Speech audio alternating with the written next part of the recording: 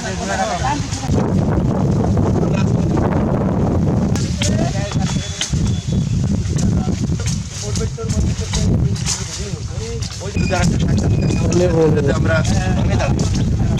রাস্তাটা আসলে আমরা চলাচলের রাস্তায় রাস্তায় যে গাছপালা আছে, বন জঙ্গলে আছে, এখন যে সাপ গরমের সময় উৎপাত মানুষের চলাফেরার জন্য অনেক বাধা সৃষ্টি করে। রাত হোক আর দিন হোক মাঠের থেকে সবাই রাস্তা দিয়ে ওঠে, এখানেই বসে, এখানেই খাওয়া দাওয়া করে, খাবার খাই যে মাঠ থেকে উঠে আসে। তা সেইটা সবার জন্য, এটাতে তানভীর ভাই উদ্যোগ নিয়েছে, এটা মহৎ একটা উদ্যোগ। সেই উদ্যোগে আমরা গ্রামবাসী সবাই তার সাপোর্ট করি। ভালো আমাদের এই রাস্তা শুধু পরিষ্কার না, মাঠ অথবা টিউবওয়েল এই এলাকায় বহুত তারা এই আমাদের দিয়ে দিয়েছে, আমার বাড়িতেও একটা বসাই দিতেছে। অনেক কল দিয়েছেন, আমরা সেখানে এসে পানি খাই, মাঠেতে উঠে আসে, ঠিক আছে জিবেই। আর এই রাস্তার যে অবস্থা, ধরেন ফসলটা নিয়ে আসে একটু রাস্তার কোলে গাড়ি মারে গাড়িতে নিয়ে আসুন, সেরকম পরিবেশ নাই।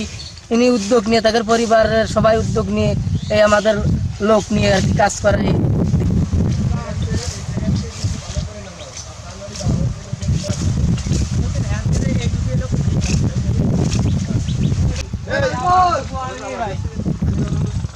বলুন তো। আমাদের এই হাজিপুর থেকে বড়ইচারা পর্যন্ত 4 কিলোমিটার রাস্তা। এই রাস্তার দুই পাশে বিষাক্ত পাইথেরিয়াম গাছ এবং বিভিন্ন প্রকার আগাছা জঙ্গলে একদম ভরে গেছে। লোকজন চলাচল করতে পারতেছে না, কোনো গাড়ি ঘোড়া যেতে পারতেছে না, এতে অনেক ব্যাঘাত ঘটতেছে। গতকাল আমার মেজো ভাই মোহাম্মদ মঞ্জির আহমদ, যুগ্ম সচিব ডাক ও টেলিযোগাযোগ মন্ত্রণালয়, ভাই বাড়ি এসে এই মাঠে আসছে, এসে এই রাস্তার এই বিহাল অবস্থা দেখার পরে আমাকে বললো যে কালকেই তুই লেবার নে।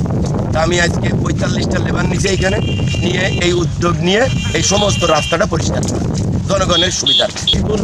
পশ্চিমপাড়া থেকে বড়ইচারা পর্যন্ত 3-4 কিলোমিটার রাস্তা সেজে সোয়া করতেছে। দুই সাইড দিয়ে রাস্তার অনেক লোক আমরা কাজ করতেছি। আমরা একজন কৃষক, সে তন্ত্রটা ভালো কাজ করতেছে। এরকম কাজ সে মাঝে 2-3টা টিউবওয়েল বসাইতেছে। আমরা পরিশ্রম করে মাঠের থেকে আসে সেই টিউবওয়েলে পানি খাই, গাছ লাগাই দিয়েছে। গাছ